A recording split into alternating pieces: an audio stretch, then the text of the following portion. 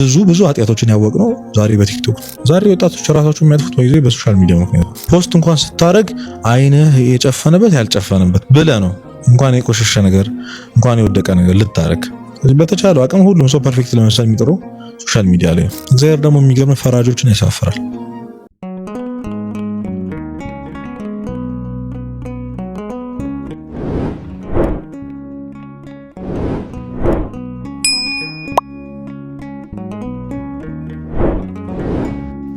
እንዴት ነው ሳምንትህ እንዴት ነበር? ሁሉ ሰላም ይመስገን ተመስገን። ትንሽ ሳምንቱ ክራውድድ መሰለኝ እንደዚህ ሶሻል ሚዲያው ላይ ምናምን በሚጻፉ በሚነገሩ በሚወሩ ነገሮችና እንዲሁ ዝም ብዬ አሰብኩኝ ስለ ሶሻል ሚዲያ ምንድነው ሶሻል ሚዲያን እንዴት እንጠቀም? እኛ ክርስቲያኖች ነን። በደንብ ይሄን ነገር አጽንኦት ስጥልኝ። እኛ ክርስቲያኖች ነን። ክርስቲያኖች እንደመሆናችን ሶሻል ሚዲያችን ወይም ደግሞ እኛ ማየት የሚኖርብን እኛ መስማት የሚኖርብን እጃችን ላይ ያለው ሶሻል ሚዲያ ለኛ ምንድነው የሚያስተላልፈው? እንደ ክርስትናም አጠቃላይ እንደ ሰውም ሶሻል ሚዲያ አጠቃቀሞቻችን ላይ በደንብ ማውራት ፈልኩ ዛሬ። እስቲ ከጥሩ ጎኑ እንነሳ፣ ያው ፖዚቲቭ ኢነርጂ እንዲኖር። እሺ የመጀመሪያው ሶሻል ሚዲያ መልካም ጎኑ የወንጌል መዳረስ ነው። ወንጌል ሁሉ በዓለም ይሰበካል ተብሏል። እንግዲህ በዚህ ዘመን አንድ ሰው በእግዚአብሔር የፍርድ ዙፋን ፊት ቆሞ ቃልህን አልሰማውም ማለት ድፍረት አይኖርም። ምክንያቱም ቃሉ ያልደረሰበት የዓለም ክፍል ስለሌለ ካስተዋልክ ማለት ነው። ስለዚህ ሶሻል ሚዲያ ያልገባበት ቦታ የለም። አሁን ጥሩነቱ እሱ ነው። ምክንያቱም ድሮ አባቶች መምህራን በአካል በእግራቸው እየተንቀሳቀሱ ነበር የሚሰብኩት። ከዛ ደግሞ መኪና መጣ፣ ቴክኖሎጂ ጥሩ ነገሩ በሱ እየዞሩ መስበክ ማስተማር ጀመሩ። አሁን ደግሞ ባሉበት ቦታ ለብዙ ሚሊዮን ህዝብ መድረስ የሚቻለው በሶሻል ሚዲያ ነው። ከዚህ በላይ ጥሩ ነገር የለም እና የወንጌልን ለተጠሙ የእግዚአብሔርን ቃል ለማያገኙ ቤተክርስቲያን በስፋት እንድታስተምር ወንጌል እንዲደርስ ክርስቶስ ያስተማረው እግዚአብሔር ያስተማረው ቤተክርስቲያን ያስተማረቻቸው ትምህርቶች ሁሉ ዛሬ በሶሻል ሚዲያ ይዳረሳል።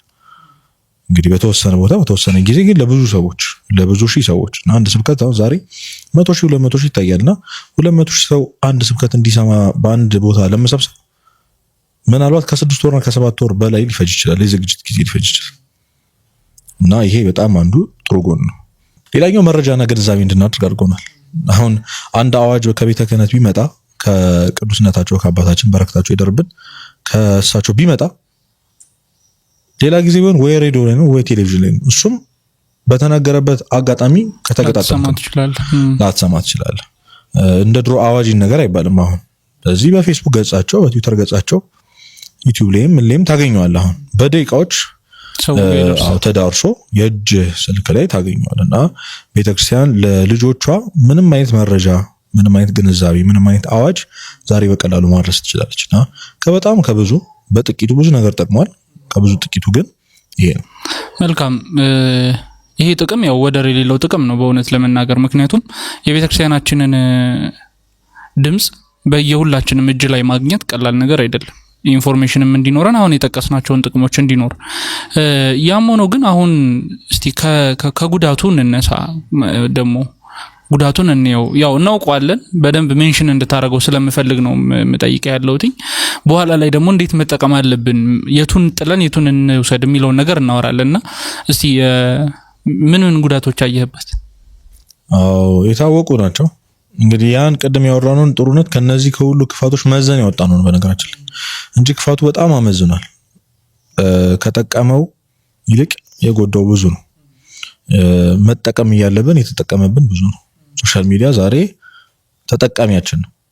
እሱ ነው እኛን ስክሮል ያደርገን ያለው በነገራችን እንደፈለገ ያደርገ ያለው ሶሻል ሚዲያ ነው። የመጀመሪያው ነገር የጊዜ ብክነት ትልቁን የእግዚአብሔር ስጦታን ማባከኛ ሆኗል ሶሻል ሚዲያ። ጊዜን ያሳጣናል። ሁለተኛው በጣም ይገርም ደግሞ የንጽህና መቆሸሽ እንዲገጥመን ያደርጋል። በጣም ሶሻል ሚዲያ ላይ ጠዋት የሆነ ነገር አይተቀን ሙሉ ተረብሸተ። ማለት ዛሬ እንግዲህ ታውቃለህ ያው አይንህን ገልጣ እጅህን በዳበሳ የምትፈልገው ስልክህን እንጂ መዝሙረ ዳዊትን አይደለም። ለምሳሌ አንዳንድ ጊዜ ምን ይባላል መሰለህ አሁን እኛ ቤተክርስቲያን በግልጽ የማታስተምራቸው ኃጢያቶች ይኖራሉ። ለምን ይመስላል? በዛ ኃጢያት የማይጠቃው ሰውዬ ስለ ኃጢያቱ ማወቁ ለሱ ጉዳት አለ። አለማወቁ ይበጃል። እንዴት መውጣት እንዳለብህ ብለህ አስተምረው ምናልባት ኃጢያቱን አለማምደው ነው ልትሸኝ የምትችለው እና ብዙ ኃጢያቶችን ያወቅነው ዛሬ በቲክቶክ ነው። ብዙ እንደዚህ ይደረጋል እንዴ? የሰው ልጅ በዚህ ልክ ሰው ላይ ይጨክናል ምናምን የሚለው ድሮ የወንጀል ምናምን ዜና ሁሉ የምንሰማቸውን ነገሮች ዛሬ በየቀኑ ነው የምትሰማው። በየቀኑ የገሌ ጉድ የገሌ ቅሌት እየተባለ ቁጭ ብለህ ራስህን የሰው ስህተት ፈላጊ ሆነ ታገኛለህ። እና ምን እንግዲህ ብለነው አያልቅ 2-3 ሰዓት ብናወራበትም እንዴት ንጽህና እንደሚያቆሽሽ እንግዲህ ሁላችንም አይተናል፣ ራሳችንን አይተናል። ምን አይነት ፈራጅ ምን አይነት ሰው ወቃሽ የሰውን በደል አሳሽ እንዴት እንደሆነ እንዳደረገን አይተናል። ይሄን ማወቅ ያስፈልጋል። ሶስተኛው ራስን ማወዳደር ነው። ዛሬ ወጣቶች ራሳቸው የሚያጥፉት በሶሻል ሚዲያ ምክንያቱም አንተ 21 ዓመት ነው እሱም 21 ዓመቱ ነው። እሱ ግን በ21 ዓመቱ መኪና እየነዳ ነው። ቭሎግ ይልህና ጠዋት ከእንቅልፉ ተነስቶ ትካዳው መኝታ ቤት ተነስቶ አይደለ ስፖርቱን ሰርቶ ጥሩ ምግብ እስቲ ቁርሳችን እንብላ ብሎ በልቶ ምናልባት በህይወቱ ለመጀመሪያ ቀን ይሆናል ያንን እንደዛ ብሎ ይዋል። ምናልባት የጓደኛው ቤት ሊሆን ይችላል። ለማንኛውም አናውቅም። እንደው ቢሆን እንኳን ያንን ቁጭ ብሎ የሚያይሰዋል እና የሆነ ጊዜም ተናግሬ ነበር። አንተ በ5 ብር ፓኬጅ ስልክ ሞልታ የዛን ሰው ጥሩ ህይወት ታይታይና ልክ ፓኬጅ ሲያልቅ ስልክን ዘግተህ ከራስ ጋር ትፋጠጣለህ።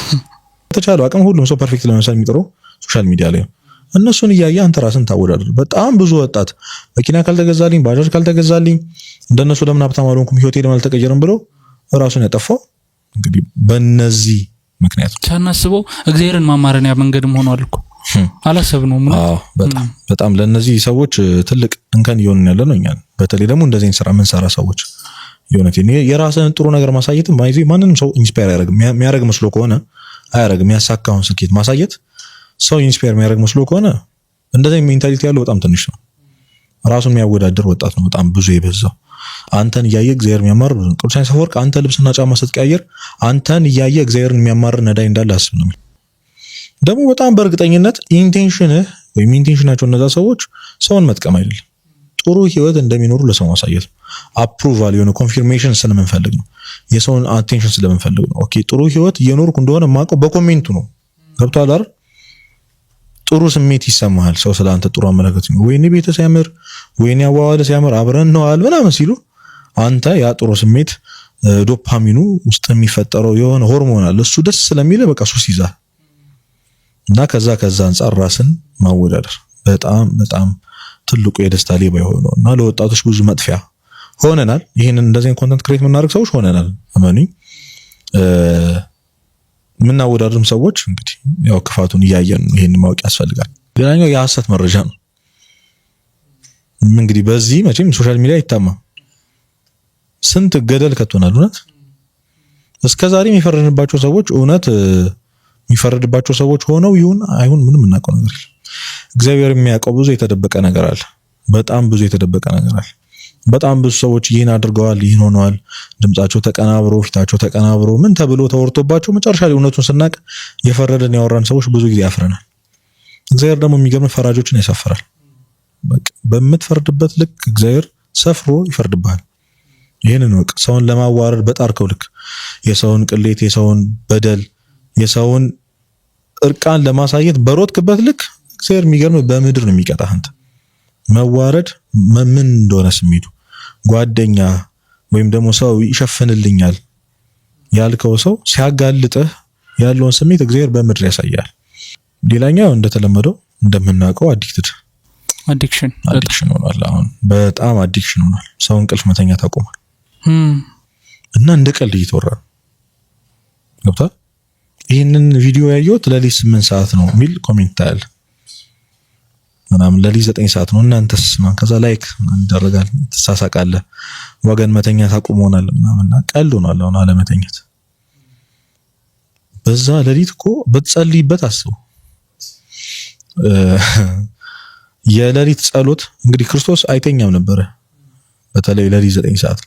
ለዛ ነው ትጋህ ለሊት የሚያበዙት ቅዱሳን። ግን የማይተኛው እንዳንተ ስክሮል ያደርጋል ነበር። በቀን ማወቅ አለብህ። እና ቢያንስ እንኳን እንደው ሌላ ነገር ባናረግበት መጥፎ ነገር እንኳን አለማድረግ አይቻልም፣ ኒውትራል መሆን አይቻልም። እና በጣም አዲክሽን ሆኗል። አሁን 10 ቪዲዮ ካየው በኋላ አቆማለሁ ብለህ 100ኛው ቪዲዮ ላይ ነግቶብህ እንደተኛህ እኮ ታውቃለህ። በቃ ስለዚህ ከዚህ በላይ ሱስ የለም፣ የሆነ ከዚህ በላይ ሱስ የለም። አንድ እሱ፣ ሁለት ደግሞ ኢንካሜ ነው እንጀራዬ ነው ምናምን በሚል ሰበብ ገብተን አልወጣንም ሰዎች አለን። ዛሬ ለሊቱን ሙሉ አሁን ፐርሰናሊ ማንንም አታክ ለማድረግ አይደለም። ይሄ መርሃ ግብር ክርስቲያኖችን ለመጥቀም ነው። ስለዚህ ክርስቲያን እስከሆንክ ድረስ እኛም እዚህ ጋር ሰውን ይጠቅማል ብለን እስካወራን ድረስ በቃ ልክ አይደለም። ቁጭ ብለህ ወንጌልን እየተማርክ ከሆነ እሰይ እሺ ይሁንልህ። ግን አይደለም ራስህንም እግዚአብሔርን ማዋሸት አትችልም። ከቃለ እግዚአብሔር በላይ አሁን ኮንተንት ክሬተሮቹ የሚበዙት የሚዘፍኑና የሚሰዳደቡ ሰዎች ናቸው። ወይም ጌም ምናምን በሚል ሰበብ አንተን ቁጭ አድርገው እነሱ ገንዘብ የሚለቅሙ ሰዎች ናቸው ያሉት። እና ካሁኑ ሱስ ነው በትክክል አዲክሽን ነው ሶሻል ሚዲያ። አይደለም ብለህ ከራስ ጋር የምትጋጭ ከሆነ እኔ አንድ ቻሌንጅ ልስጣቸው ለተመልካቾቻችን። 7 ቀን አቁመህ እስኪ ሞክሩ ራስህን። ስለዚህ ከእግዚአብሔር በላይ ለእግዚአብሔር ልትሰጠው ከሚገባው ጊዜ በላይ የሚወስድብህ ነገር ሁሉ ለአንተ አምላክህ ነው። ስለዚህ እግዚአብሔር እንደው በዚህ ሶሻል ሚዲያ የተያዘን ሰዎች የሚላን አንድ ነገር ቢኖር ከእግዚአብሔር ውጪ ሌላ አምላክ አታምልክ ነው። እያመለክ ያለው ድሮ ጌጥ ነበር የሚመለከው፣ ድሮ ገንዘብ ነበር። አሁን በጣም በእርግጠኝነት ሶሻል ሚዲያ። አሁን ጓደኛቸው ስልክ የሆነ ከቤት የማይወጡ እውነቴን ነው የምልህ የማይወጡ ዲፕረስድ ሆኖ ሁዲያቸውን ኮፍያቸውን ደፍተው ለሱቅና ለሽንት ቤት ብቻ ብርሃን የሚነካቸው ወጣቶች በጣም ብዙ ነው ያሉት። በጣም ብዙ የሆነ እኔ እንዴት ይህ ደግሞ ይህ ስልክ የሶሻል ሚዲያ ወዴት እንደመራን ወደ እኔ ታይት ኃጢአት እንደመራን ሁላችንም እናውቃለን። ሁላችንም እናውቀዋለን ምን ውስጥ እንደገባን። እና ከዚህ በላይ ነገር የለም። ብቸኛ ያደረገን ከሰው ጋር እንዳናወራ፣ ሶሻብል እንዳንሆን፣ ከክርስቲያን ወንድምና እህቶቻችን ጋር እንዳንቀላቀል። ዛሬ እኮ በቲክቶክ እና በእንትን አዲክትድ የሆነ ሰው ሰንበት ቤት ግባ በተለው አይሆንለትም። እሱም ያውቀው ያንን መስማት ማየት ስለሆነ ማለትና ይሄ ትንሹ ነው። ይሄ ሙሉ ፖድካስቱን ስለ ሶሻል ሚዲያ ክፋት ማውራት ይቻላል። ይሄ ይመስላል። በጣም ይገርም ነው እምልህ። አንዳንዴ ሳስበው ሰዎችን ድፍረትም እያስተማረ ነው ብዬ አስባለሁ። አንዳንድ ያው እኛ ራሱ የዚህ ተጠቃሚዎች ነን። አሁን እያለን ያለ ነው ስለ ቤተክርስቲያን መልካም ስራ ስለሚሰሩበት ሰዎች ስለሚደግፉበት ሶሻል ሚዲያን ተጠቅመው ህይወታቸውን ስለሚመሩበት ሰዎች አይደለም። በደንብ ካስተዋልን ማለት ነው። የዚህ ኤፒሶድ ዋና ዓላማ በደንብ ሰርተንበት ቤተክርስቲያን ላይ ሰርተን ሰዎችን ረድተንበት ለነፍሳችን የሚጠቅመውን ነገር ከተጠቀምንበት ሶሻል ሚዲያ ተጠቀመብን ሳይሆን ተጠቀምንበት ነው የምንለው። ተረድተኛል። ከዛ ውጪ ከሆነ ግን ሁልጊዜም በቃ እግዚአብሔርን የሚያሳጣን ነገር ነው። አሁን እያለን ያለ ነው መጥፎ ጎን ብለን እያወራን ያለ ነው። ሶሻል ሚዲያው ላይ ከ90% በላይ የተስፋፋው ሐሜት፣ ውሸት፣ ቀልድ፣ ፌዝ ምናምን ስለሆነ ነው። ገብቷል። ስለዚህ በደንብ እንደው አንተ እኮ በደንብ ግልጽ እኮ ነው። አንድ ቲክቶክ ላይ ወይ ዩቲዩብ ላይ አንድ በጣም ጥሩ ዘማሪ ድምጽ ያለው ተቸግሮ ከክፍለ ሀገር መጥቶ መዝሙር ለሰዎች ሊያደርስ ፈልጎ የሚያደርሰውና አንድ ኖርማል ቲክቶከር መጥቶ የሚዘፍነው ዘፈን እኩል አይታይም። ገብቷል። ይሄ ማለት ወዴት እየሄድን ነው? እግዚአብሔርንስ እያሳጣን አይደለም ወይ? ሶሻል ሚዲያ ጥሩነቱ ለዛ ነው ከጥሩነቱ የጀመርነው። ጥሩነቱ ለመልካም ነገር ስንጠቀምበትና እግዚአብሔርን ሳያሳጣን ሲቀር ብቻ ነው እንጂ ከዛ ውጪ መልካም አይደለም ነው። ሁሉም ነገር ደግሞ አክሰሰብል መሆኑ ችግር አለው ብዬ አስባለሁ። እና ያለን አባቶቻችን ሲሰደቡ እና ያለን ቅዱሳን መላእክት ለጆሮአችን ሰቅጣጭ ሆኑ እንትኖች ሲነገሩ ሲሰሙ ሲታዩና ያለን ገብቷል። ስለዚህ ከዚህ ነገር ጆሮአችንን ማራቅ እንችላለን። ወደ እግዚአብሔር ለመቅረብ የሚጠቅመን እሱ ስለሆነ ነው። እንዴት እንጠቀም? ወሳኙ ነገር እሱ ነው። በጣም ሴንሲቲቭ ኮንተንት ነው ዛሬ ያወራን ያለው። ዝም ብለን እንለፈው በሚለው ነው እንጂ መጀመሪያው እንግዲህ አትጠቀሙ ማለት አይቻልም። ከዚህ በኋላ እንደ ገብተንበታል። ቢያንስ አጠቃቀሙን ማስተካከል ነው እንጂ የመጀመሪያው ነገር ኢንቴንሽንን ማስተካከል ነው። ኢንቴንሽን ማለት ዓላማው ምንድነው? ለምን እየተጠቀምክ ያለው? መጀመሪያው ለመማርና ለማስተማር መሆን አለበት። ልትማር ነው ወይ ሶሻል ሚዲያ የምትከፍተው? ሳንወሻሽ እንነጋገር አይደለም። ካልሆነ ማቆም ያለብህ። እዚህ ምን የሚጠቅም ነገር የለም ማለት ነው። እና በጣም በእርግጠኝነት ከሶሻል ሚዲያ ውጪ በመጻፍ የምታገኘው ዕውቀት ብዙ ነው። ወይም ደግሞ እንደው ሶሻል ሚዲያ መስለን ትኩረት የምናደርገው ቲክቶክ ላይ ብቻ አይደለም፣ ግን እንደው ከቲክቶክ ዩቲዩብ ይሻላል። እሱም ረዘም ያለ ነገር በትዕግስት ቁጭ ብሎ ለመስማት ምክንያት ስለሚሆን ነው።